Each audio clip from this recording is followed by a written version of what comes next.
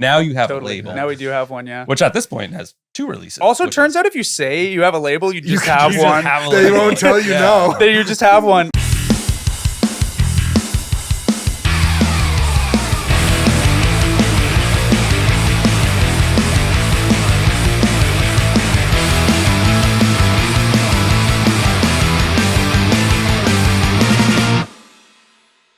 Hello, and welcome to the Build Your Own Band podcast, the podcast made for artists who want to grow their band in a self-determined, organic, and purposeful manner. I am your host, Vince Soliveri, and welcome to episode 8 of the Build Your Own Band podcast. Before we get into today's guest and today's episode, thanks to everybody who checked out episode 7 with Jake Thompson from Welland. Absolute fantastic episode. Easily one of the most entertaining episodes so far. So if you haven't listened to it yet, go back and check that out. Our guest today is a band that I worked with very recently that I'm super excited about. That band is Dealbreaker. Dealbreaker is a killer punk garage rock band from Welland, Ontario. And Welland, Ontario is the best rock and roll city of all time. If you know, you know. If you don't know, listen to this episode and find out why. I'm super excited to have Dealbreaker on the show today for a few reasons. One, Dealbreaker has a brand new record called New Sides, which you can see right here. New Sides is available right now on Toll Free Records and Late Again Records. This album is special because it was engineered and mixed by myself. It was produced by MC Cunningham from the band The Dreaded Laramie,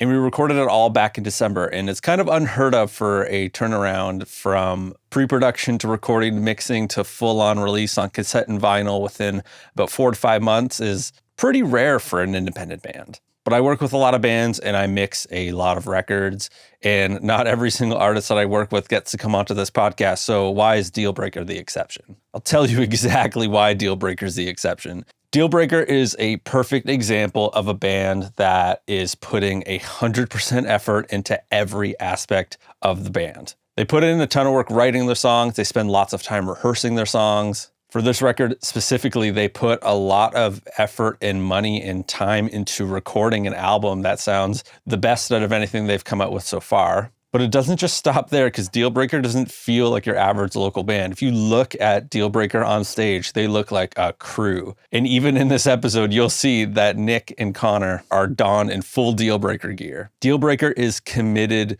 to making the band feel like a total package. Total package is something I may have talked about before, and we definitely talk about it in this episode. But what that means to me is a band that puts a ton of emphasis into everything that goes into being a band, not just the music. They put effort into the live show. They put effort into the types of shows that they play and where they play. They put effort into how the band looks and how the band is marketed. All of the things that are super important to growing an independent band. Dealbreaker is a perfect example of all of this. If you're an avid listener of the podcast, you know exactly what I'm going to talk about next. I'm going to talk about my demo template, which is available for free to download at vincesoliveri.com/template. A lot of the songs that were written on this record with Dealbreaker were written by Nick using the demo template.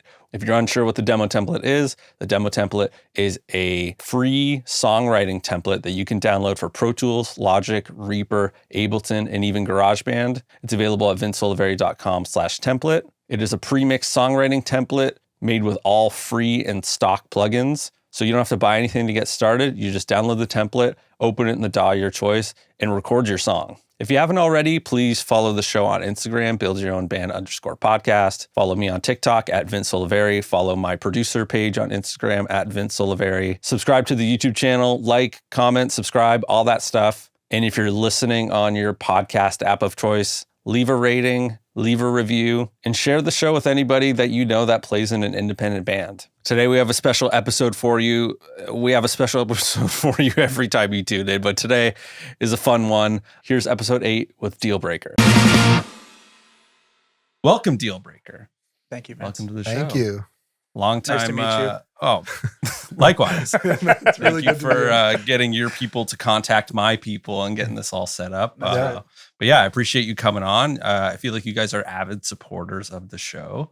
This is true. And I'm going to say this. You're the only band that's asked to be on the show and got the opportunity to be on the show. But we're not the only band that's asked. No, a lot of bands have asked. And this is one thing that I want to clarify, that I feel like when I launched the podcast was a little bit of like, people weren't sure what it was about. But like, this is not a promotional podcast. This isn't like, hey, you got a new thing coming out.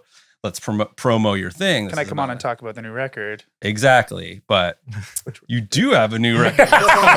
Which actually. So you are a notable exception, and this may never happen again, but I feel like Dealbreaker being on the show is not only happening because we made a record together, which rocks. New Sides coming out April 3rd, 2026. Probably around the time that this is live. Oh, yeah. But because I think Dealbreaker is a great band on a lot of different fronts, musically, aesthetic, your live performance. I feel like Dealbreaker is a band that I describe to be the total package. Damn. Wow. Thank you. And you've been that way since day one. And typically in an interview, you go back to day one of how did the band get started? But I want to start today. Okay. I like it. You have a new record coming out. We do. A record that we made together. We did. Talk us through how you decided to make this record. Because up to this point, everything was DIY. This is true.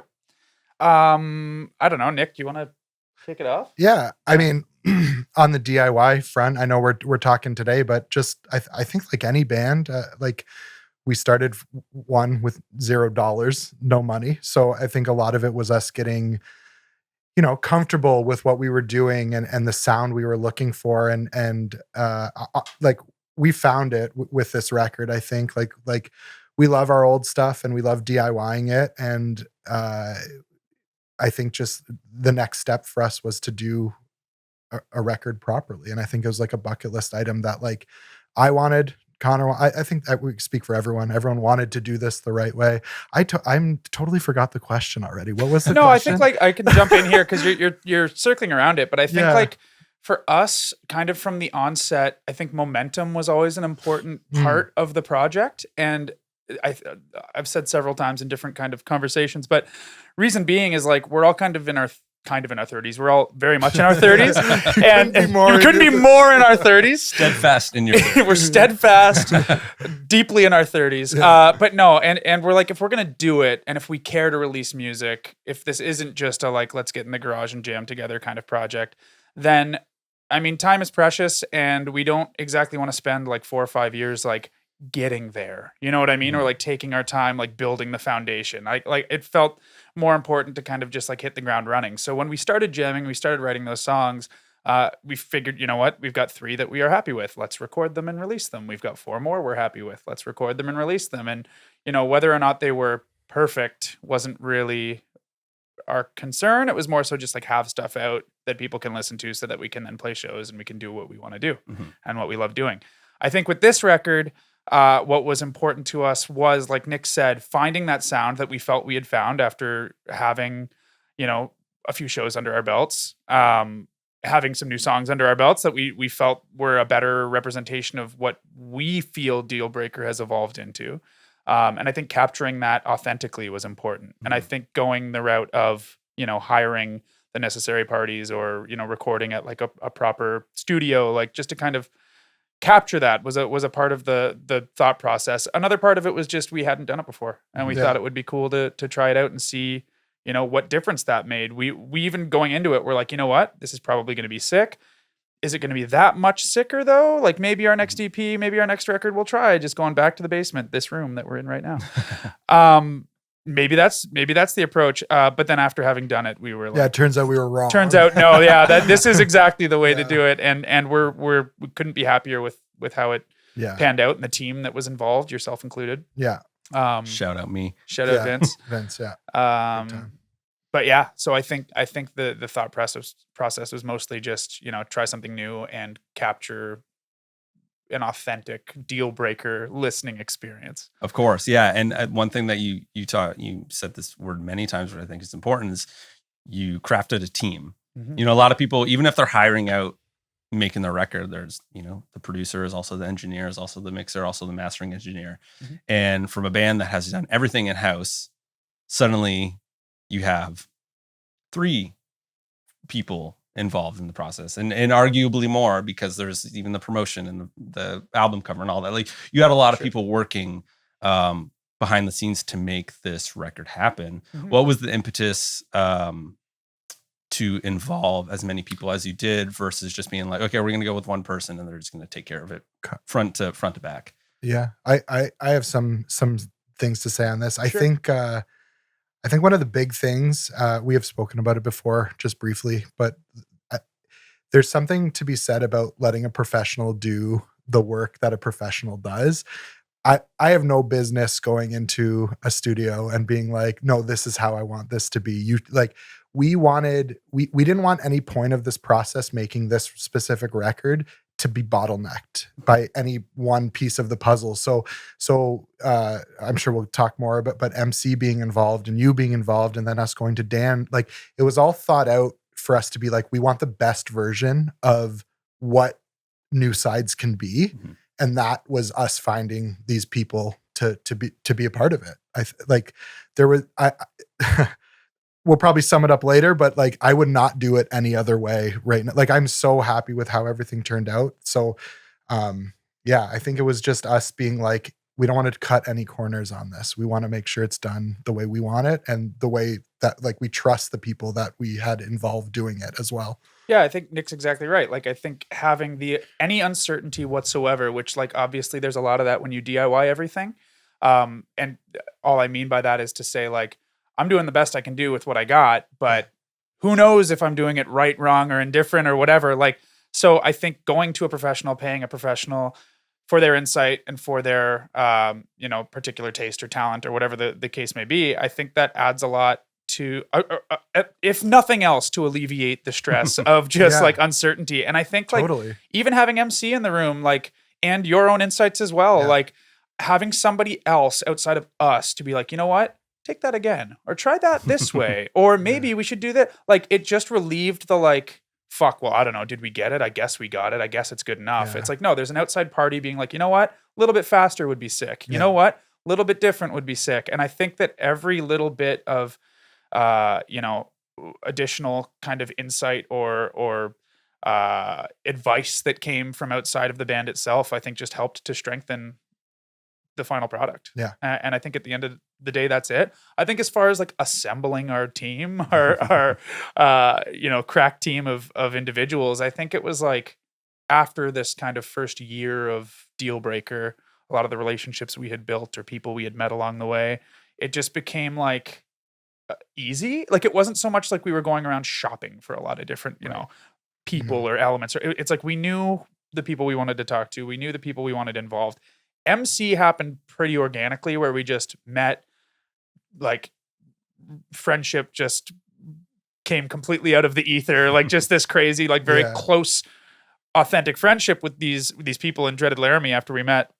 And just very quickly we were like, man, it would just be fun and it would be awesome. And her taste aligns with ours. Like it felt like a natural kind of inclusion. I think I'm going to interrupt you quickly. Please too. Do. I just on that note as well, I think when we were assembling the team though, I think a big part of it was the people we had talked to, MC included, and even yourself, Vince, were stoked on it, on the project as well. And I think that was like a very important thing for us is like, yeah, we could go to a studio and someone could record us, but like, I wanted whoever was doing that to be like just as stoked as we were about it. And I mean, unless you were just if Vince was lying, he did a great job. He really made us feel like he was bought in. I don't have a great poker face.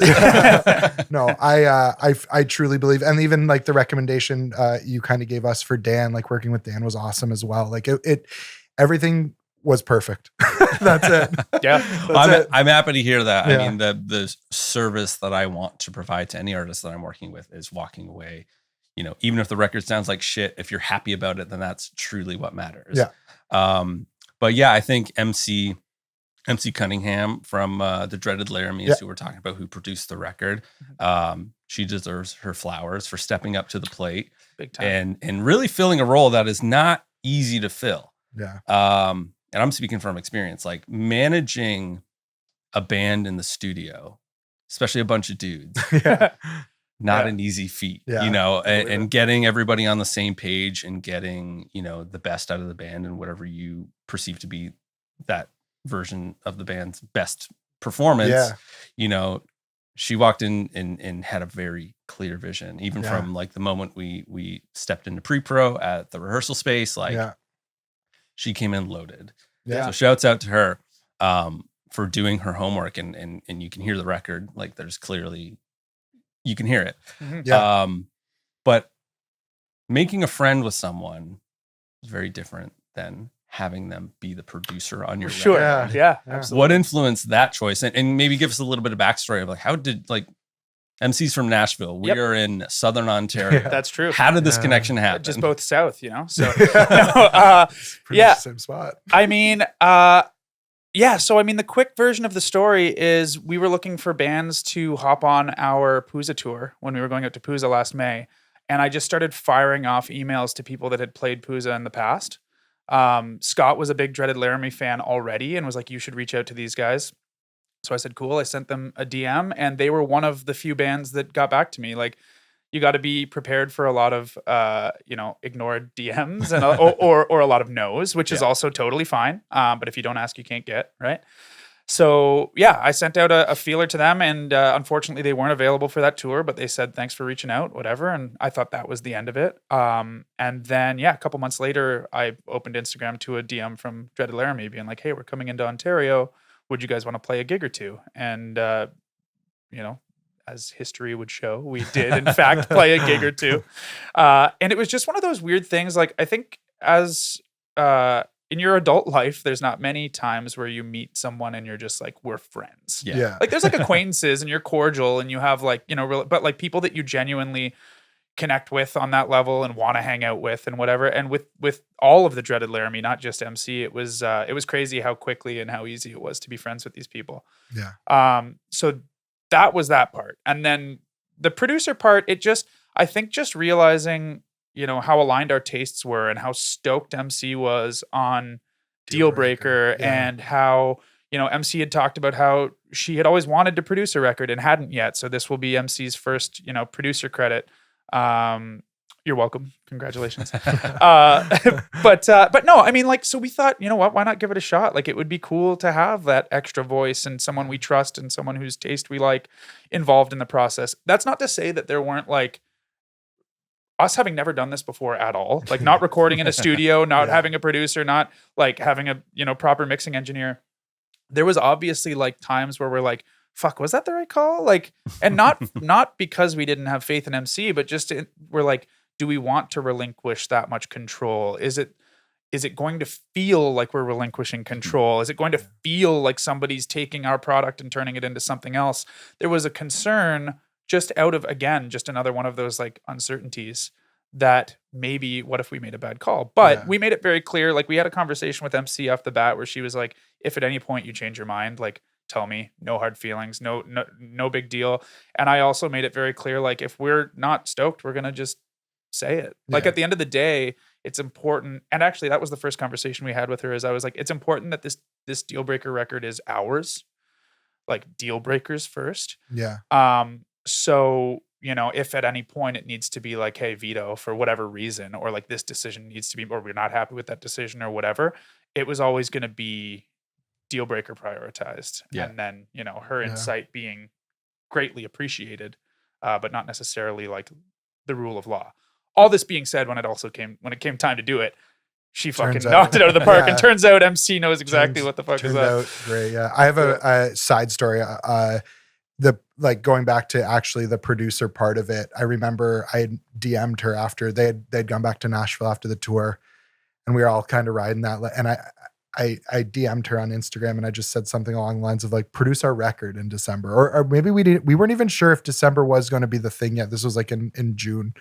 I said, produce our record. And she sent back something along the lines of like, I'll do it actually. Yeah. And like, I was if you're serious, I'm serious. Yeah. If you're actually serious, I'm serious. And I think that's like, I ended up taking that. I'm like, we might actually have an opportunity to have someone that like, we think rocks. Like that was the big, like a lot of respect for the band. Totally. Yeah. The person, like, so for us, it was just for her to want to was like, we were like, okay. Like, I mean, I think that's a good, just to hop on that point for one quick second. Like, I think especially because we were kind of like Dealbreaker was green at the time, like it was pretty early into our like show playing, whatever. Like we were pretty like, oh, this person likes us. Yeah, like cool.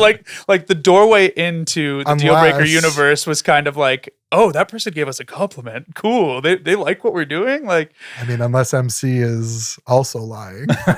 MC might also be lying. Everyone might just be, taking us for a ride here. But if so, Dealbreaker's being Truman Show. Yeah, big time. Big time. We're like, in a week, I'm going to look like Jim Carrey looks right now. Just clay face. Sorry, Jim. Poor guy. Love you. Yeah.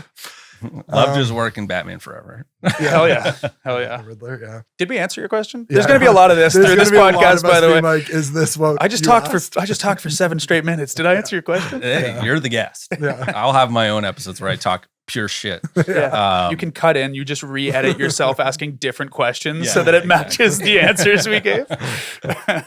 Yeah, having a producer on board is a risk when you haven't worked with someone before, and you're forging this new working relationship with a person. But something that MC said in the studio very often, which I think is kind of an example of what you're saying, is you got to cross the line to find it. And I think that's kind of what you guys did. You're just like, we're gonna figure out what this is once we get into it, because you can do all the planning in the world. You can write as many proposals as you want. Like, you can really try and be as prepared as humanly possible. But when you've never done something before, you don't know what it's going to feel like until you're in the hot seat. And I think that's exactly what you guys did. And I like to think it worked out for you. I like to think it worked out for us too. And I hope that you guys think it worked out for us as well, because I'm very, very proud. I feel fortunate to be a fan of my own band, which is cool. Like, I'm like genuinely so happy with how these things turned out. Very proud of every member of the band and the team, of course, as well. So, and I think you can confirm or deny whether this statement is true, but I think there is, and you've already alluded to it, I think there's a pretty significant benefit to starting a band in your 30s. With a little bit of life experience behind you, and maybe you've been in previous bands before, and we can go into the history of how you came together and what musical projects you've been involved with before. But we could. When you're doing it after playing music for a decade, I know Canyon Carvers has been around for over a decade. You know what I mean? Like, you learn a lot of things, and then suddenly you're starting fresh with a brand new band. Maybe walk me through kind of like past musical experiences that you've had that have informed the decision making in Dealbreaker thus far. Yeah, I mean, I think the maturity is definitely a huge part of it. Like, just when you're a kid, it's like, and I say a kid, like teenager, early 20s, I guess. It's like you just want to be on stage playing shows, and that means you'll play any show. And as many shows, you'll play St. Catherine's every weekend if you're offered. Did that. Yeah. And, that's great and that's fun. But I think when people start to realize, like, oh, I can just catch them next time, like, you lose some of the turnout, one.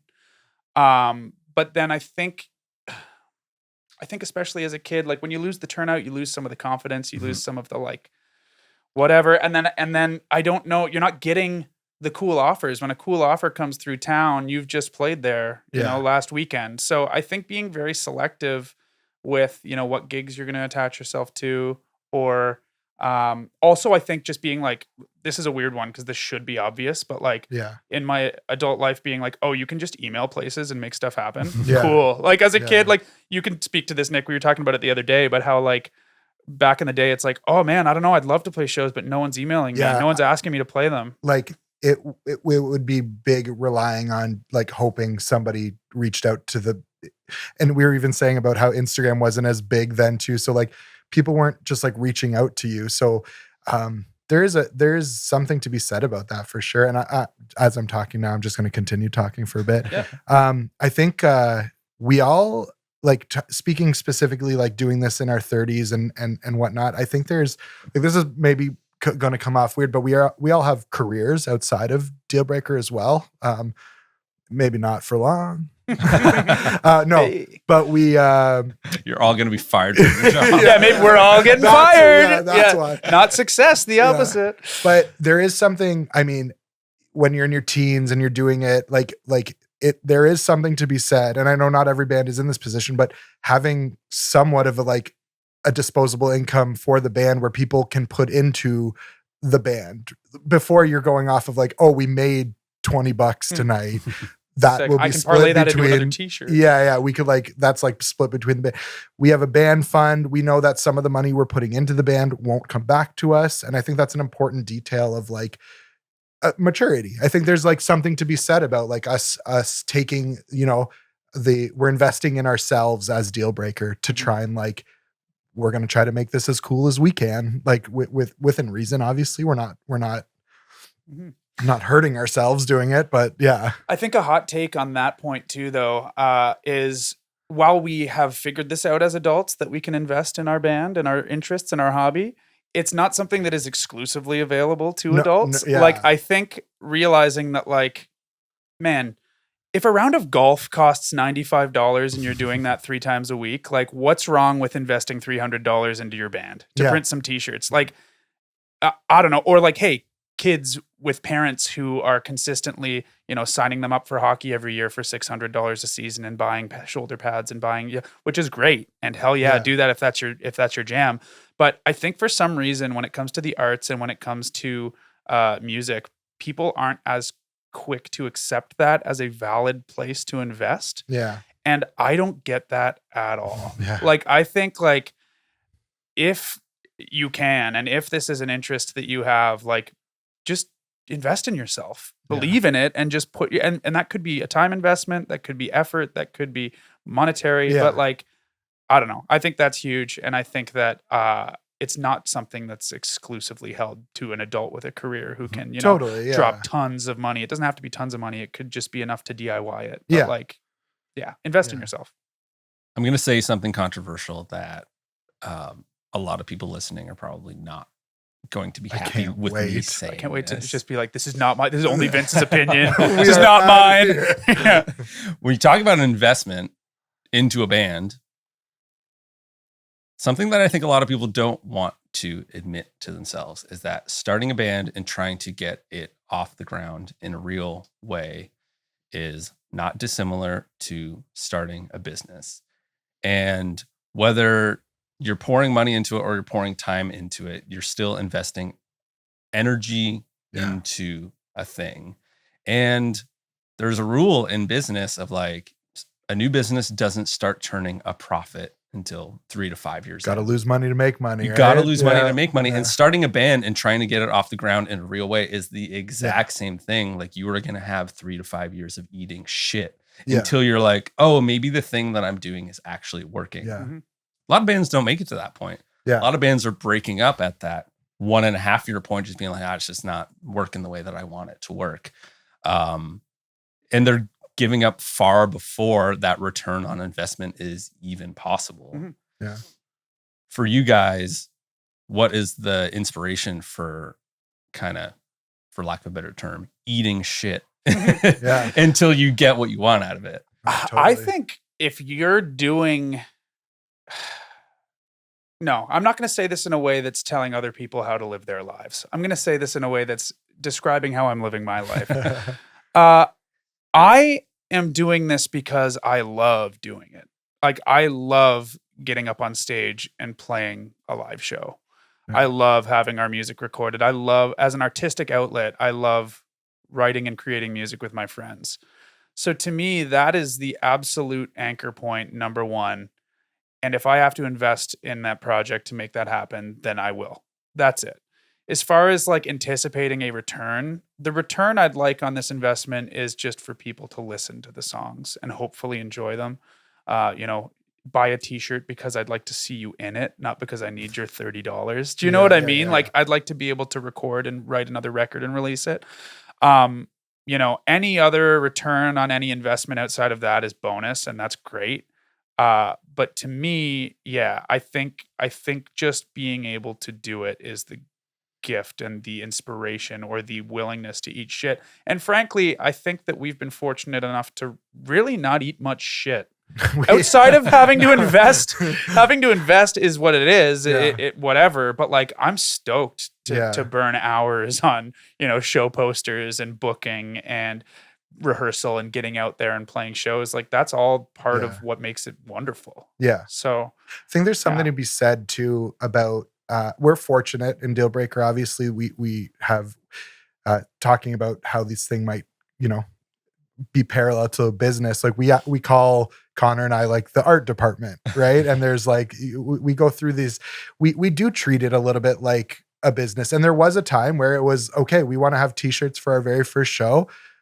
We got to put out some money here, right? Yeah. And then we pay ourselves back, and then anything else goes back into the band. And so there's like, I think this again going back to the maturity thing, because that wouldn't have happened before. This is not something like, so we were able to like, we made a conscious effort even doing like our tour. A lot of that money went into how we were able to afford, going into the studio and stuff too. So there is thought behind what we're doing for sure. And I think we're fortunate that a lot of the stuff, I mean, I've sat in this room on that task cam over there for 20 minutes aside or 10 minutes aside, 20 minutes of tape, one by one making tapes. Yeah, I encourage everybody, like if you can DIY it. Like go to Michael's and grab a screen for your first t-shirt or whatever. But there's something like you don't have to dump a lot to get off the ground, I don't think. No. And I don't think you have to necessarily like it. I don't want to say we were smart about it, but I want to say we were smart about like I think we did it smart. I think the way we handled every transaction, we always had a plan for what's next and stuff. So I think it's just something that like maybe with age, but also just like what we wanted to do with this. It was run it as we wanted to run it. Yeah. For sure. And I also feel like if you feel like you're eating shit, maybe you're not in it for the right reason or not having fun. Yeah. And if you're not having fun, what the fuck are you doing? Give up. Like, no, I don't know. Like, I mean, I guess to try and like to bring it back to the thing about it being a business, like I think finding success as a band can be looked at similar to starting a business for sure. I agree with you on that front as far as like the investment and the time and not expecting, certain things back out of it. But I don't think anyone should start a band to make money, like to receive. But like, I know that's not what you were saying. Like the return on your investment isn't necessarily financial success. That's not what we're talking about here in like a musical, like artistic output kind of way. But yeah, I think if like, it's a year and a half and you're like, I don't know, man, this is just costing me too much money and it's really not paying off. Like, just quit music. Like, I don't know, man. Like, that's not why we do this. That's not the joy. That's not joyful and fun. It's a tough biz, It's a tough biz, man. I mean, there is the music business, and there's the music scene. Yeah, those two things are different, and sometimes they intersect. But a lot of the times, those two things are a little bit independent. A lot of what makes Dealbreaker special, in my opinion, is not just the music. I'm sitting next to two gentlemen that are in full gear. Oh, isn't that? Oh, interesting. This is just what we do. Yeah, this is just how I dress. Yeah. I think you guys really take a massive stock and importance in aesthetic of the band, the branding of the band, for lack of a better term, and basically kind of like the perception of the band. Like I saw you guys play a tiny venue to 15 people a week ago. Probably, yeah. And you commanded that stage as if you were playing in front of a stadium. What has encouraged you to take the band seriously on all fronts? And especially when it comes to like aesthetic of like your album artwork is dialed in from day one, from your self-recorded demo. It really felt like, at least for my perception, to be like, oh shit, this is like a real band. Like I had a perception of a quote unquote real band. What encouraged you to take that side seriously just as much as creating the songs and playing shows? Sure. Yeah. I mean, I think Nick kind of touched on it earlier, how like we're lucky to have an in-house art department with Dealbreaker. But to me, like if we are capable of presenting this in a professional light or in its best possible way, why wouldn't we do that? You know what I mean? Like if the goal is to play shows and have people listen to our music and play cooler and bigger and better shows and have the most fun we can, Like to me, this like the branding side of it, and honestly, not for lack of a better word, I constantly say like the brand, like because quite frankly, it is like.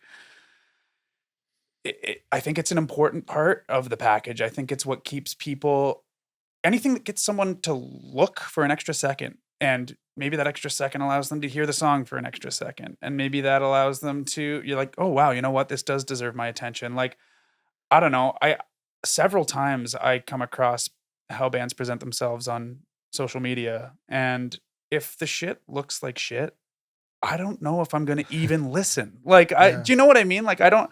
So to me, I'm like, yes, I think this looks cool. I think this is a way that I can present this where it will look cool. Why wouldn't I do that?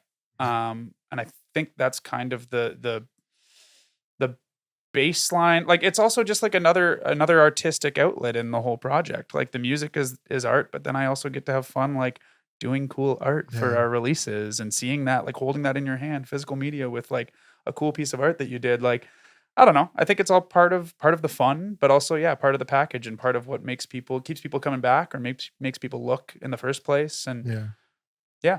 um, I think like, yeah, everything Connor said, that's very much like from the art side of things. I think there is something to be said as well.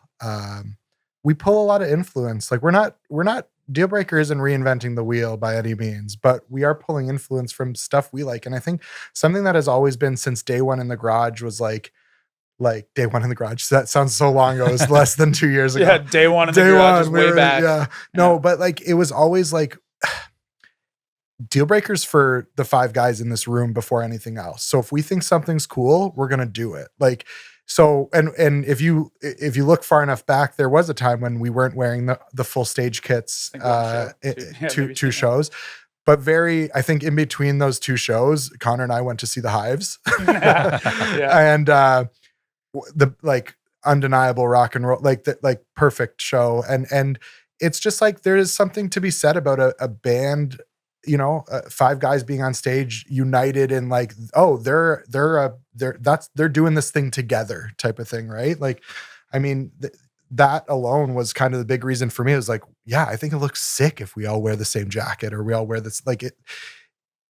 We liked that, so we're like, let's do it. Like, and not even to say like I'm not saying like we lifted, we're not wearing suits or anything like that, but the idea, I think more or less is more of just like that's something we liked, so we're gonna do that. The voice that we bring to social media is Dealbreaker is the best band in the entire world. Like, and it just so happens we also are. Which is crazy.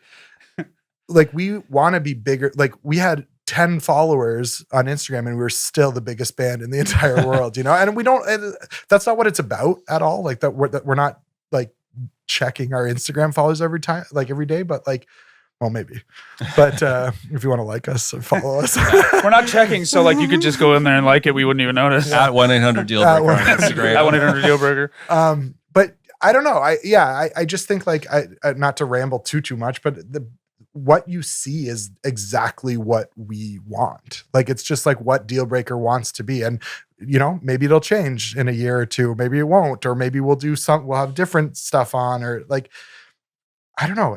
Brand is so important to me. It's crazy. Like, and the look and the, how you present yourselves is just like, I don't know. It just seeing, yeah. I think it looks cool for sure. 100% looks cool. We know it looks cool. We think it looks cool. So that was the what if we just did something that looks cool? It adds to the show. You know what I mean? Like the performance is more than just, hey, we're up here just showing you our songs. It's like, it's a show that we're trying to put on. So the gear, the unified gear is one part and it looks cool. But on top of it looking cool, I've come to learn that it also feels cool and it feels different. Like when we are all together and the show's about to start and we have our last little like, all right, we're about to do this, guys, same show. Like being in uniform, being in gear, going up there united to present something fully formed, I think it just adds this extra, like, I think when I go up on stage, I'm a character playing Dealbreaker. Do you know what I mean? Yeah. Like it's part of the like performance side of it. And I was a theater kid in high school, so like that was something I always enjoyed. But yeah, I think it's all like part of that whole package. It's part of that branding. Like I think I think it's so crucial just to have a thing, whatever that thing is. It doesn't have to be, the same way that we're doing it or whatever, but like your thing that you can like latch onto and go up there and present. Like, I think it's And huge. you I know think it what? adds that much more to the experience. Yeah, your thing might be going up and playing note for note the record you just recorded, and that's like amazing. That's just as equally like an important It's thing. impressive, yeah. But we just, we said early on that like we're gonna do it our way, and that's how we've gonna have a done blast. it. Yeah. So brand important. I think when you're talking about branding and aesthetics and whatnot, like we live in a world now that there's more noise than ever before, especially on social media. You take stock of how many posts you see in a day. For the average person, it could be thousands. I'm sure, yeah. So like if you're trying to build your band, name of the show, you have to do something that's going to cut through that noise in some way. And I think a lot of people may tune into a podcast like this or look at music marketers or whatever people in the industry that have tips and tricks of how to build your band or grow your band or whatever. And they're looking for this like finite, like, what are the steps that I need to do to make my band successful? And spoiler alert, if you're watching episode 8 and you don't know this by now, there's no step-by-step trick of how to do it. But there's a little bit of a framework of just being like, okay, here's what artists are doing and how can I apply this to myself? And a lot of the times what artists are doing are finding the ways in which their music and their aesthetic and everything about their band is a super accurate representation of who they are.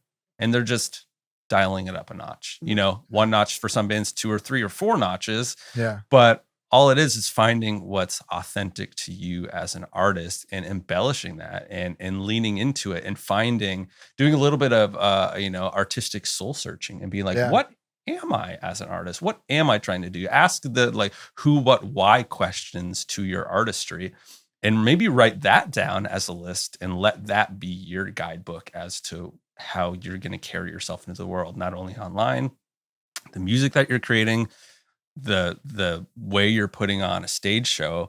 Find out what's authentic to you and do that, because if you're trying to find the framework of Dealbreaker and you're not Dealbreaker, like it's not going to work for you. But I think what you're saying is everything that you're saying is you're doing it for yourself and you found what you think is cool. If the hives are an inspiration, well, then this is inspired from the hives. And whoever's watching this or listening to this, they may have a million different inspirations, but it's like you have to do a little bit of the homework to figure out your identity. Yeah. Big time. Like come up with your blueprint and like just give half a fuck about what you're doing. Like care deeply about your art and your project. You don't have to do it the way we're doing it. You don't have to do it the way that anyone else has ever done it, but just give a shit. Like I think so often you'll hear people say like, oh, the music will speak for itself. And like, I'm sorry to break it to you, but it won't. There's a lot of sick music out there that just never gets heard. And that's fine if that's cool. Like 1000% if that's cool with you, then that's awesome. If that's all you need is to just like write and record cool music and be happy with the fact that it's cool and whatever happens, then that rocks and all the power to you. But if you do want people to listen to it, you're absolutely right. There is something you need to do to cut through the cruft and cut through the noise. And that might be dressing in, matching gear. That might be how you put on your live show. That might be how you present yourself online or some combination of all of those things. But just give a shit. Give a shit about what you care about. Yeah. Figure out what you care about. Make that list that Vince talked about. Figure out your blueprint and just give a shit about it. Yeah. I'd also just we're speaking as we are also figuring this out as we go. Totally. We are in no way. We're not the authority. If you want to be as big, if you want to be the biggest band in the world. But this is all part of it. Attitude is part of it, right? Yeah. Like that attitude is part of it because it's not something where we're like, we hope we're the biggest, like in our brains, we're the biggest band in the world. But like, if we were the biggest band in the world, we'd have a big problem. Like we have we have jobs and shit. Like, no, we're good. Like, it'd be different. But no, I guess what I'm trying to say is just like, it doesn't need to happen immediately either. It's something we're figuring out as we go. Like we're lucky in the sense that like we are laying track as this train is barreling down for us right now. Like the trajectory is like pretty steady. It's surprising and rewarding. We've been doing a lot of very cool stuff that I didn't think we would be doing in less than 2 years. But like, this is all comes back to us. Like the foundation that we decided, the formula, what we picked early on was like, let's do something that we think is cool first. And if people like that, then that's great. And if not, we probably would still be in the garage hanging out anyways and drinking a beer or two, dude, right? Like if they didn't like it, like that's totally also cool. We like it. you're so wrong. I'm having a fucking good time. I'm loving it. So like I don't know. Yeah. Like I care, but I don't care so much that I would ever change what we're doing because of anyone's opinion outside of this band. Yeah. And yeah, you guys are definitely not the authority on how to build a band, but the reason why you're a guest on this podcast and why I think it's valuable for you guys to share what you're doing is because, you know, as an outsider looking in, I've seen just like steady linear growth. Yeah. And unless you're like lucky to go viral on TikTok or something like that, and your song gets 2 billion streams or whatever, and like that happens. And if you're trying to play that lottery, there's ways to do that, but that's not the game you're playing. No. Right. And I think for a lot of people that, at least the people that I think are listening to this show, I think they're looking for just that like long-term sustainable growth in their band. How can you do it and do it in a way that's fun? Because to me, like, I don't know, I can't speak to the TikTok approach because that's not ours and I don't know what that feels like. Yeah. And maybe it's great. Maybe it's very rewarding. It doesn't feel to me like it would be, at least in the ways that I, you know, enjoy what we're doing. If I had to constantly be uploading, you know, 10-second clips, often the same clip of the same song, and hope that it gets picked up by something because of some visual hook or something, like, I don't know. That's all cool, but that just sounds kind of like stressful and sounds like just staring at my phone, hoping for like likes. Whereas I want to go to a venue, get up on stage, jump around like a jackass, and, you know, have someone come and buy a t-shirt and say, "What's up? That was fucking awesome." Yeah. Like that's the linear growth that I am enjoying personally, and why I think, speaking for, I can definitely confidently say for all of Dealbreaker, that's why we're doing it. We're not doing it to have the crazy viral video and, you know, but whatever, like you said, like maybe if that's your path to success, and then you end up getting some sick shows and whatever, then like, hey, hit us up. I'm not going to say no. Open for you. Yeah, I'm not going to tell you how to do it. Like that's your way, and if that's what you care about and you're stoked, then hell yeah. But yeah, for me, I mean, we're just repeating the same point over and over again, but we're doing it the way we want to do it because we're having fun doing it our way, and we're not compromising that. Yeah. Yeah. And it's working, which is the beauty of it. And I think the beauty of why it's working is because every, you know, Nick, you made a train reference and laying the track as it's going, but like every train of the band is moving kind of in the same direction at the same pace. It's not like, and you kind of said it, Connor, eloquently, of just like having sick music isn't enough. You know, there's a million songs like weekly that get uploaded. Like it's an insane amount of volume of music that is coming out on a regular basis. And like a lot of that stuff is probably really good quality stuff. Amazing. You know, I'm sure it's really good, but it's just like, well, why isn't everybody listening to everything? Well, certainly there's not enough time in the day for you to listen to every artist ever. You have to find the things that you like. So it's just like kind of like retro, or rather reverse engineering, just being like, if I'm making this style of thing, how do I get it in front of the people that I think are going to like this thing? Exactly. And you can't really like choose your audience, but you can definitely like prep the avatar of what you are and what put yourself in positions to succeed, or find that audience. Or if you have a target goal or target audience, like, I don't know, like I kind of touched on it earlier too, but like sending a fuckload of emails is a huge, like that's something anyone can do. You don't have to dress in a jumpsuit. You can send a million fucking emails to all the bands that you think are sick, to promoters that you think are sick, to venues that you think are sick. When a cool show pops up and you notice it, send an email to the promoter, send an email to the venue, like just see if there's room for an opener. Yeah. You won't get a lot of responses, but you will get a couple, and you might end up finding yourself in a cool spot where you play with a cool band that you make friends with that leads you to the next cool thing. I think like riding the wave is something we also talk about doing, you know, internally a lot, is like, we're taking one thing and it's leading to the next, and we're taking it. Like, we're just like, if that sounds cool, like Yeah. let's just ride it out. Like, why not? Yeah. And I don't want to take us too off course from that topic, but I think there is like burning questions that I have about the band creatively that I think is, I don't know. I want these questions answered. Well, let's if, say, if hey, it's for no one, we're your guest, but it's your then- podcast. then So ask I just away. want them answered myself. Yeah. Why the phones? Why the phone? there is a very specific answer for why the phone. Yeah. This is an answer that Yeah. I've been This is what waiting you've for been dying forever. for. So we decided our name was Dealbreaker. Yeah. After much deliberation, it's very hard to find a band name that doesn't Good exist luck. these days. Good luck out Yeah. there. That's a fool's errand. But fortunately, we landed on Dealbreaker, looked it up, and we're like, whoa, there's no active Dealbreaker right now. That's weird, or at least not one that we could find. Yeah. Sorry if you're listening. But also change your name. Yeah, so we came up with the name Dealbreaker. We had a jam. This was when we were still in the garage. Everyone but Scott and I went home so that we could continue to drink several beers in the garage. And we were like, I guess we'll need an Instagram, right? I'm like, cool. So we go up and we're like, we're going to, create our handle. And obviously, Dealbreaker. just Gone. Long gone, long ago. And I'm like, I don't want to be Dealbreaker the band. And like, no shade on the people that are the whatever they are, the band Instagrams. It's the easy answer. But I was like, there's got to be another creative way to do it. And I wasn't going to be, official Dealbreaker. I wasn't going to be the real Dealbreaker. Which is that one's actually That kinda one sick. kind of sounds sick. Yeah, but I'm already real sketch bag on Instagram. So I didn't want to, double down. Anyway, so we're just like having 1,000 beers, and I looked at Damn, 1,000. you have to have you really got to put the time in. Yeah. If you want to be a successful If you band, want to be a 1,000 successful beers. band, 1,000 beer minimum. But no, so Scott and I were having several beers, and I'm looking around the room, and I looked at my lawnmower, and there was a sticker on it that said like 1-800-RON service. And I was just like, what if we were just 1-800-Dealbreaker? And we were like, that actually is kind of cool. And I was like, it is kind of cool. So we just were like, fuck it, let's make an Instagram. We were coming here the next day to record our first EP.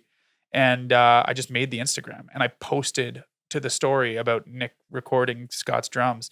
And Nick saw the notification and was like, 1-800-Dealbreaker, what the fuck is that? That's really cool. Yeah. And I was like, yeah, I don't know. I just thought it'd be sick.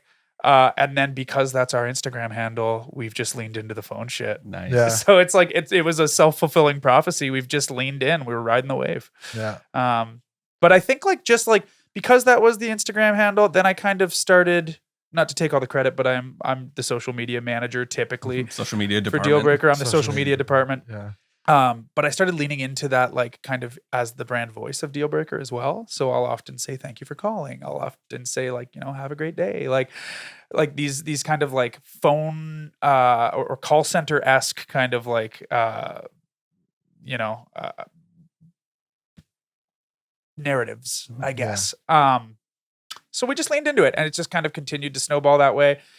The phone thing is probably not going to be a like forever ever present front facing part of the brand necessarily, unless it is. But I mean, for this first record, it kind of is like what got us here. It's kind of part of the fun. It's part of the brand voice. So for this first record, we were like, let's just lean into it.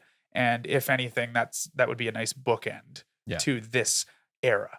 And then whatever the next might be, maybe it's VHS. I don't know. We'll see. Yeah, what other Right. antiquated Yeah. tech. Some other tech people don't use, Betamax or whatever.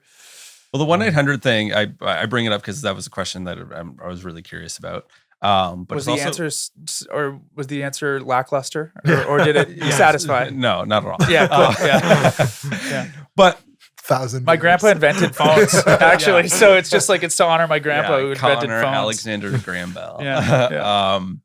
But I think the phone thing, it's like a great catchy thing that people can recognize and attribute to the band. But like it's evolved in quite a way that there is now toll-free records. There is. There Yeah. is. I Which forgot about that. Yeah. Yeah, there is. In the digital age of your DistroKid and CD Baby, in which you could just Bandcamp, throw up your music online, you decided to make a label. Yeah. Right. Totally. You actively chose not only a unique thing, but also kind of like a hard thing. Cause like once you started, like you can't just like stop. Oh, yeah. Now you have Totally. a label, Now we do have one. Yeah. which at this point has 2 releases. Also, turns out if you say you have a label, you just have just one. have a They label. won't tell you Yeah. no. Then you just have one. Yeah, Yeah. it's like all of a sudden you can just put the logo on there and then it just exists. You make up a catalog number. Yeah. Warner Bros. Was just the Warner Brothers being like, hey, you want to do this? You can just say it and then it's Yeah. true. Man, what's the inspiration for wanting to create toll-free records and put that stamp on your record and kind of like build something off of it? I think it started as a joke between us, like A literally. joke, but like Like- a more of that like smoke and mirrors, like, oh, they're signed. Yeah. Like it's like if we on our very I was- first EP, I can say toll free records. Yeah, like, I was we- literally about to say it.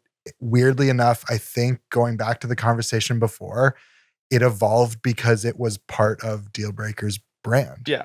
It started as another thing that like, oh, they're on a record label. It's toll-free records. They're one like they go by this 1-800 Dealbreaker. They really lean into the phone stuff. So it was just another thing that we're like, oh, that's It expands it's the another lore, thing, the yeah. Dealbreaker universe. yeah. So like I think it just like stemmed from that. And then eventually we're like, oh, like we can make a website. They'll let us do Yeah, that. it turns out you're allowed. Yeah, it's weird. Yeah. So we Yeah. ended up doing like we did that. And then New Sides being like the first, I guess, release. But yeah, we another project, Canyon Carvers, and I think we're gonna have a Fear Elements release on there. Like Yep. you are so right. It started and now it's happening. Yeah, like now it's it like turns out we have we're one. like, oh, okay. And we're like, oh yeah, we'll pay for your tapes. And we're like, what the fuck are we doing? Like, okay, yeah, we got a label, I guess. But I don't know. That's another one of those things where it's like our plates are very full. Like we are adding constantly to the like things we have to do. But like all of this shit is so fun. Yeah. Like it's just so cool. It's so fun to even just like promote or talk about yeah. doing this stuff. Like, I don't know. It's all part of just enjoying doing it. The band has become a gigantic art project. You know, it's not time. just the music anymore. Yeah. It's everything that you're Yeah. doing to support the music, which is, you know, the beauty of being in a band is like, I think bands should and could reframe the things that they have to do as the things that they get to do. Yeah. And Totally. lean into those things that might be the unfun parts of being in a band, whether it's booking shows or whether it's, you know, creating social media posts or whatnot. And it kind of goes back to what we were saying before, just like finding the voice that is authentic to you and Yeah. leaning into it. Totally. I think being in a band and playing music is an immense privilege if you're able to do it. And it's an opportunity that sometimes doesn't happen more than once. Like I've talked about this in previous episodes, especially, you know, episode 1 with Luke, talking about the Dirty Nil and just being like, how amazing is it that you found your person to play music with? That band has existed for Yeah. 20 years at this point. Yeah. You know, like how rare and beautiful of an opportunity Yeah. is it to find people that you resonate with and can create something together, Yeah. let alone 5 people Yeah. that are on the same path forward, that have, you know, similar thoughts as to how to create the thing and make the thing happen. Like Mhm. I can encourage it before and I'll encourage it again. Like if you have something that even remotely resembles a crew of people that you can create something beautiful with, like Yeah. fucking, you gotta take Yeah, advantage of it. You can't let that opportunity like go away. Latch Yeah. on, dive in, do all you can with whatever time you have. And like we kind of said it earlier on in the interview, like I think there's only so much time. Yeah. And that time only slips away. So as you get older too, like just dive in and just invest yourself in your project and in the people around you that are also invested in the project. Like just buy in and do it as hard as you can and just have fun. Because it's the most rewarding thing in the world, in my opinion. And if you don't find that it is, maybe it's not for you, and that's Yeah. okay. Yeah. Yeah. But yeah, I mean, you're right. It is like, it's an art project through and through. Like it's performance art. It's art as far as the actual literal album artwork looks. Yeah. It's music itself is an art. It's just, the whole package is just several facets of this kind of like giant artistic vision. Yeah. And it's the most fun if you put the most you can into it. I also feel like, you know, you kind of alluded to of like there's the art department and like Yeah. the social media department. Like I feel like that is kind of reflective of Dealbreaker as well. It's just like everybody in the band has a role. They Oh. have their role of something. It's not like one person Yeah. is burdened with all of the work and 4 other people just get to tag along. We are so lucky. And I mean, I don't think anyone, like, there are definitely Connor does a lot of work, a lot. But that's also self-imposed. I like to. Yeah. But I mean, I'm giving you a no, thank you. Thank you very much. Thank you very much. Appreciate it. Thank you. We early on realized, being mature, drinking 1,000 beers, being mature, you can only do it when you're an adult. So we realized that exactly what you were saying. There is something to be said about designating roles, or at least people finding where the roles are. Scott is our tour manager. He books our flights. We've only done that once so far, but he's booked. He'll book the Airbnbs. He is hotels. Definitely the travel agent, tour manager. Yeah. And then there on the lighter side, Josh and Bill. Josh is a dad of two. The expectation from him has always been just do as much as you possibly can. Make it when you can, but no. That's big, great. yeah. Same with Bill. Bill's a busy guy. He works a lot too, and just that. But Connor has his role to play. I have mine. Bill has his role to play. And even if that role is just him being just so friggin' stoked on being in Dealbreaker and playing shows, and supportive. Yeah. It just being supportive of everything. I can't tell you the amount of times Bill has just been I trust you guys. Which is fucking huge. Yeah. It cannot be overstated. This is not us trying to find something nice to say or if you have a member of your band who is just fucking stoked on the ride, my God, it cannot be overstated how crucial that is. What a huge role that is. One, it's very rewarding to just be uplifted by that person. And oh man, I'm so stoked. This is so sick. Thank you for everything you're doing. But also just to not have another head to butt up against. Because personalities can get big. Things can get tough. And just having someone that's just stoked. And honestly, most of us are pretty much always just stoked to be there. Josh is the same. Exactly what you said. He's a dad. He does as much as he can, but he's ready to rock. He's always down. He's I will make this happen if I can, but most of the time he can. You know what also too though? Awesome. To give Josh a little extra credit, as far as when it came time to record, Josh knew what the fuck you wanted to hear, and was not afraid to say it, and was not afraid to kind of be let's try this, let's try that, let's make sure we get that. He speaks in harmony. His harmonies are crazy. He comes up with pretty much all of the harmonies. Right? Dude. Again, we could probably, the list that we could make would go on and on because we'd keep finding these little things, but there's everybody plays such a crucial role to make this thing happen with the lives we have, right? We have bills to pay too and stuff like that. Bill charges us a monthly fee. We have bill to pay. But he's worth every penny. He's worth every penny. Yeah. And like Connor was saying too, I mean, just speaking of the recording of the album, we jammed, we came up, but everyone stepped up and brought their, there was times when my jaw was on the floor listening to Bill rip solos. Not saying that he wasn't going to, or I wasn't, but he came and he shredded that day, those days. It was awesome. Josh was playing, you jam in a room so much, you hear what you hear in the jam room. Hearing back some of Josh's bass parts was I was you're insane, first of all. And also, I did not know you were doing that. So, and then also sometimes he's oh, I wasn't doing that, but I am now. Right now. Okay. So there is definitely a weird, and those are also lanes that people play, right? There's, I can confidently say, I bring a lot of the ideas to the table and stuff. And that's the role I think I need to play. There was a conversation that was had when the planning of the record was going on, and I was a little bit more involved with getting details together. And I said, I remember telling Connor and Scott, I think I was I'm going to step back and I'm going to let you guys handle this because I have to write, or I have to come up with the ideas for at least 4 more songs because we record in 3 months or whatever. Right. So there's and very respectful, just do your thing. We got it. No, I think removing high stress kind of duties from one person's plate, if you can take it on, I think that's a huge way to be helpful and to contribute. I feel very fortunate to be surrounded by the musicians that I am, because frankly, I've said in several other conversations before too, I guess I'm a musician because I'm a singer of a band, but I don't really consider myself like that musically inclined. I don't consider myself a particularly strong writer.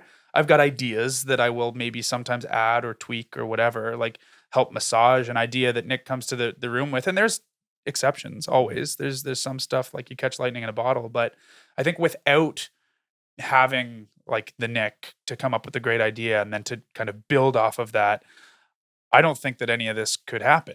But then like I consider myself a valuable piece in other ways. Like I'm able to do, the art side of things and handle a lot of the logistics, the show booking and the social media that nobody wants to do, but I'm like happy to handle. Yeah. Like I think having those lanes, we call it staying in your lane. And I think that that's important, that everyone has those lanes, and it really helps keep the whole machine well oiled and moving, forward in a good way.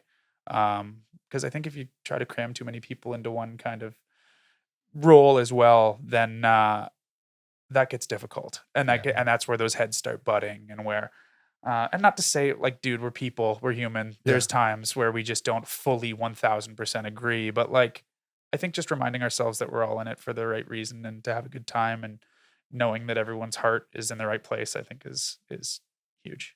Yeah, I think the beauty of what you're saying about everybody in your band is that it feels like there's an implicit trust that you guys have within each other.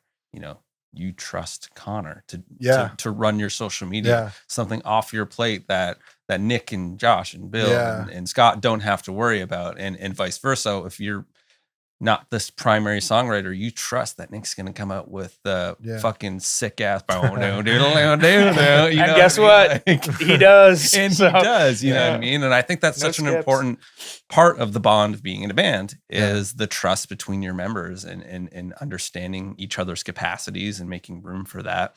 But also realizing that if you don't have the capacity to do something on your own, that you can rely on the people in your band to carry it out, and you feel confident in that. Totally. Yeah. And the magic piece that we've like been kind of dancing around and talking about the whole podcast, but maybe not said out loud, is like we've all been friends for 25 years. Yeah. Like this isn't like 5 dudes that wanted to play music or like met at a show and we're like, oh, we should jam sometime. It's like we are first best friends. Yeah. Like these are people. Part of the reason why Dealbreaker started is, Nick and I were talking one night about how, we had such a fun time playing music 10 years ago when we used to, but you know what? Now I'm getting older and maybe it's okay. I got to do it and it was fun and I remember it fondly. And then we were just like, but also we could just fucking jam. We could start playing music. We could start setting time aside once a week or twice a month or whatever it is to just get together. Just be like, hey, I'm this Sunday of this month, we're going to be in the same room and we're going to play some music. We're going to have a beer. We're going to have fun.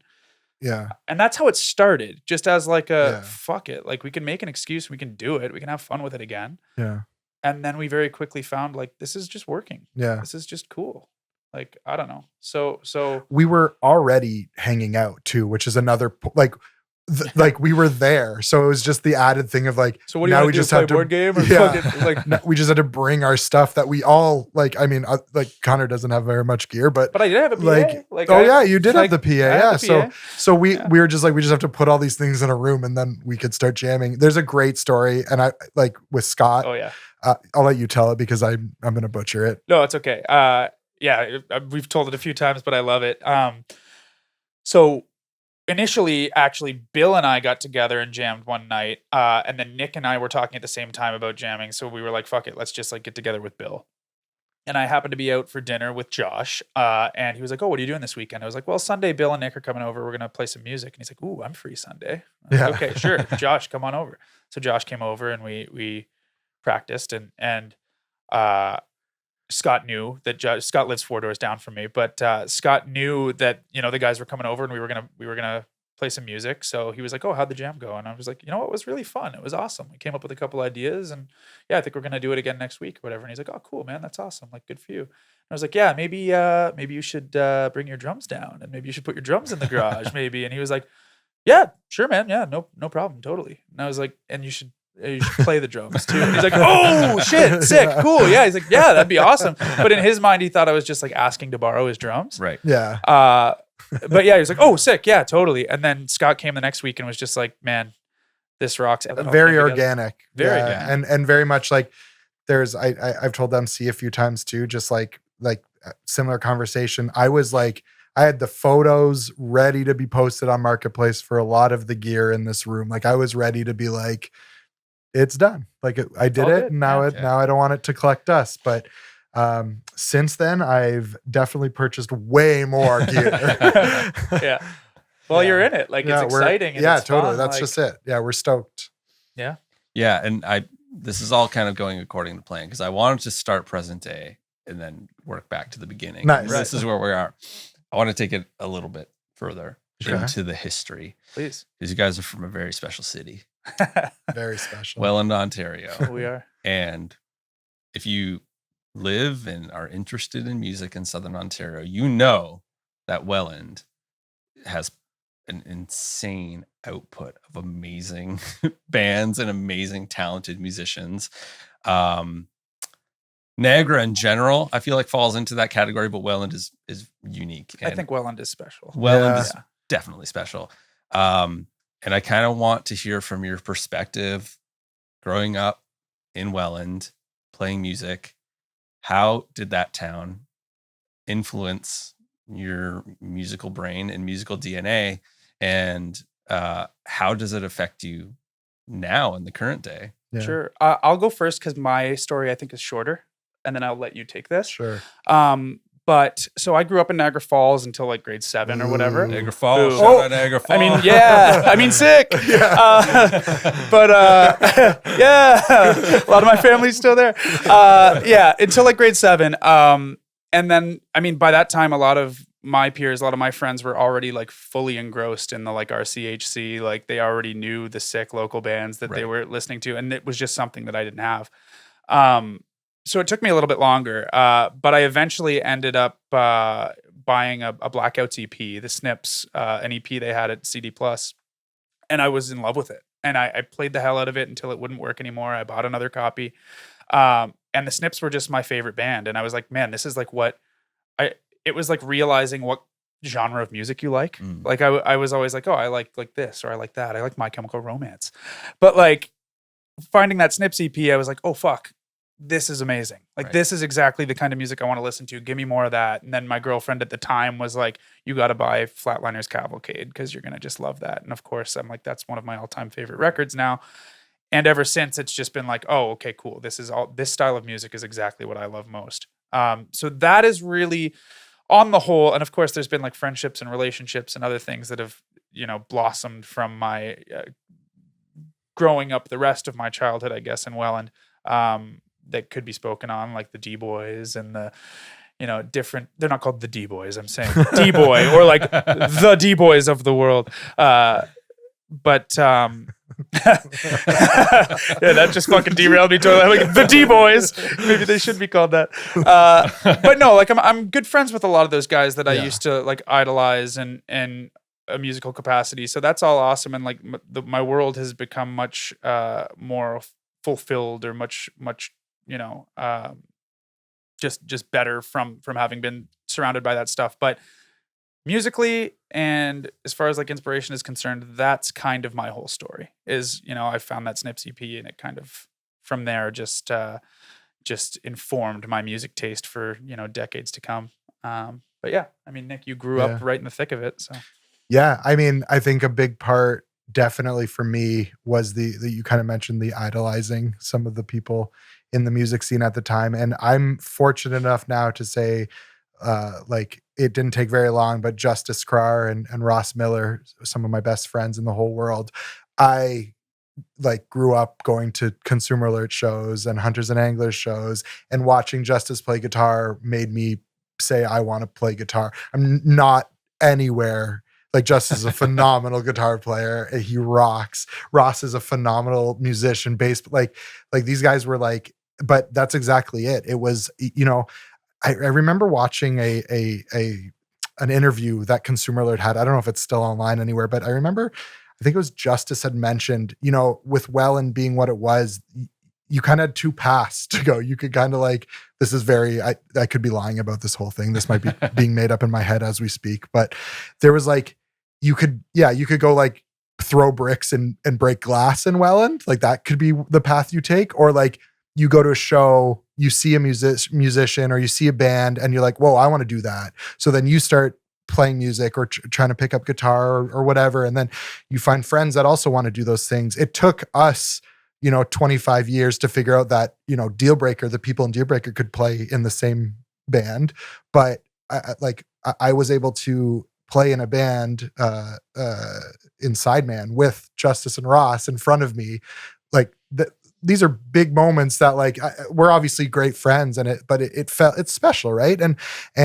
And seeing people, Juliana Riolino, like we grew up with Jules, like hanging out and stuff, and everything she's doing is so incredible, really cool. Her music is so great and stuff. And the Attack in Black and Dan, like we are Welland did do the thing for sure. There's no denying that. And I'm there's been a few times where Dealbreaker's name has come up on lists, next to the Snips and next to Attack in Black and Jules, that were just like, whoa, that's good company right there. Right. Like, so yeah, Welland, there is something in the water there in the canal for something sure. In that canal water. Yeah. That, and you know what, I will say this too. I mean, it's a little bit different now, but the scene in Welland has always been great and supportive too. Like I think there's a sense of community there where like, the Rex will host shows. They're not a music venue, but man, some of the best shows I've ever been to have been at the Rex Hotel. More recently the Bank has opened up, and then in the past some stuff that has closed, like the End and stuff like that. Like there's always been. It's always like been Sheep there. Lounge. Black Sheep Lounge. Currently, like Lucas owner of Black Sheep is always down for whatever. Yeah. Like he's like, man, if you want to do it, just tell me and we'll do it. Yeah. Like so the community surrounding Welland, Welland in general, but like the scene benefits from that, I think, as well. Just people being like proud Wellanders, being happy to see people like each other succeed and being supportive of one another's like creative endeavors, I think is a huge part of it. Yeah. But it's probably mostly the water. It's mostly the water. Yeah, it's definitely but the water. On top of the water, it's also, community. Yeah, the water's green there. So there might be something going on. And you are allowed to play music and go throw bricks through windows as well. You can do both. You don't have to pick one or the other. I mean, merge worlds. But if you want to do other stuff, you got to go outside of Welland. Ride a bike. You got to Niagara Falls. Yeah. Some great paths in St. Catharines. But that's a long way of me saying like very fortunate. I feel very lucky that I grew up surrounded by the people I've been able to surround myself with, because without them, I don't know what it feels weird to talk about. Like there's a alternate universe. We're getting really crazy in this podcast. There's an alternate universe where I never picked up a guitar, never went to a Consumer Alert show, and which feels wrong. Feels very wrong. Yeah, or like, hey, if I didn't move to the to Welland in grade 7, like what the hell? I wouldn't even know what music I like. Like I don't know, or I'd like some very different stuff. And then like all of those relationships you build off of that lead you down different paths. And like I went to Humber College because it was a music school. Even though I was taking an art program, I just wanted to be surrounded by musicians. Yeah. I don't know. Like there's just like life. I don't know. That's like what the Butterfly Effect, the Ashton Kutcher movie's about, right? I think is like every small decision kind of leads to totally different whatever. Yeah. But yeah, I don't know. I think like Nick said, I feel very fortunate to have met the people I've met and to have been surrounded by the talent that we've been surrounded by. And I wish that I was like gung ho about it at the time when like RCHC was at its peak, because I hear nothing but like insane stories from some very close friends of ours that would have been like 13 going to like the craziest shows I've ever heard. Yeah. But hey, we can keep it alive in other ways. Yeah. And like for people who are listening that, if there are any abroad listeners, like Welland is a small city.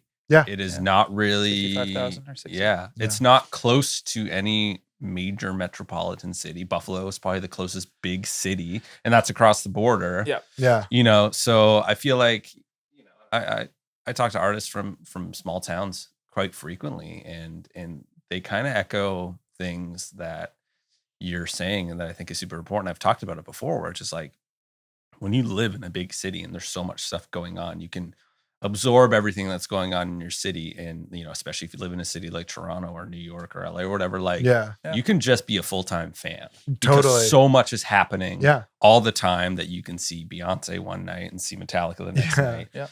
For the people growing up in small towns, like if you want any sort of entertainment or art or anything beautiful, you have to do it yourself. You are forced to do it yourself. And there's, you know, that sucks. It feels to shitty to be like, well, fuck, I just got to make the thing happen. But like the discipline that you learn from doing it and like the reward that you get from doing it, just like creatively, like the fulfillment you get from it is fucking it's like nothing else. Yeah, it's truly crazy. And I feel like for me, I encourage more bands to be more DIY in whatever ways they can, because it, you know, whether it's self-recording or whether it's booking your own tour or whatever it is, like just learning how to do it, even if it sucks, even if you don't get what you want out of it, is an amazing learning opportunity that's just going to thicken your skin. So when you are 35 and you want to make a band with people that you've been friends with for 25 years, you are fucking prepped and ready to do that thing and do it proper. Big time. Dive right in. Yeah, exactly. So I think DIY is king. It always has been, and it always will be, for that exact reason of just being like, you are building everything yourself. So when that opportunity comes to make something of it, you have so many tools in your tool belt that other people may never have throughout their entire musical career. So I think Welland and Dealbreaker are exemplary of that. Yeah.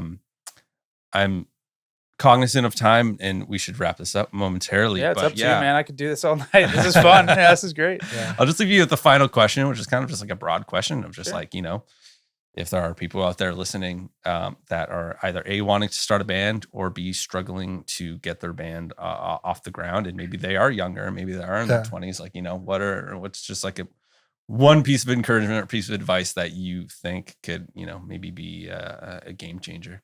I think like bridging the last question or the last thing you had to say to this question is like, do it yourself and love it. Like we've said 10 times throughout this whole, this podcast, is like, love what you're doing, figure out what you love doing, and just do it to the best of your ability. I think like DIY is huge. I think if you are in a small town, like that can be a strength for a band starting out rather than a detractor. Like you go to Toronto, there's 4,000 things to do every single night, which means there's 4,000 things to distract from the thing that you're doing.